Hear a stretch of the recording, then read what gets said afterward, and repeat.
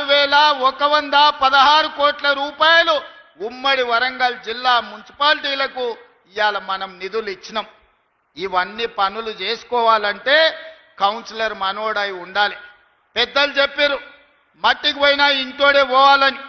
Councillor ఎవరో ఉంటే ఎమ్మెల్యేని కలవలేడు, ఎమ్మెల్యేని అడగలేడు. ఎమ్మెల్యేకి చెప్పకపోతే మంత్రి సహాయం అందించలేడు. మంత్రి సహాయం అందించలేకపోతే మున్సిపల్ మంత్రిగా నేను కూడా నిధులు ఇచ్చే పరిస్థితి ఉండదు. కాబట్టి ఆయన కేసీఆర్ ముఖ్యమంత్రి, ఆయన కొడుకే మున్సిపల్ మంత్రి. వెనకటికి ఎవడనంట పెళ్లికి పోయేటప్పుడు అంట పిల్లిని సంకలు పెట్టుకొని పోయినంట, ఏదో ఉంటుంది తోడని. కేసీఆర్ను ముఖ్యమంత్రిని మీరు చేస్తే కొడుకుని మున్సిపల్ మంత్రి చేసుకున్నాడు. అయ్యో కొడుకుకు మంత్రి ఇస్తే మరి అల్లుడు అలుగుతాడని ఆయన హరీష్ రావుకో మంత్రి ఇచ్చిండు. అయ్యో అల్లుడికి ఇస్తే మళ్ళీ బిడ్డ అలుగుతుంది ఇంటికి రాదని చెప్పి బిడ్డకు కూడా ఎంపీ చేసిండు, ఎమ్మెల్సీ చేసిండు.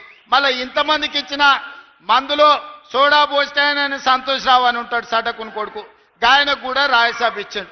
ఇంటిల్లి పాదికి పదవులు ఇచ్చుకున్నాడు తప్ప మన ఊరికేమన్నా నిధులు ఇచ్చిండా ఒక్కసారి ఆలోచన చెయ్యండి.